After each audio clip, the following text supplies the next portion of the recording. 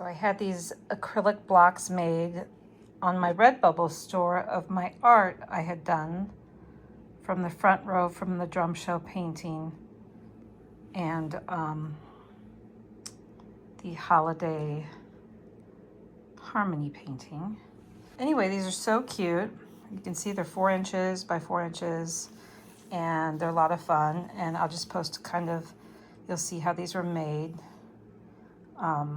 before, just how I made the paintings. And then you can go check out my video on YouTube about this one.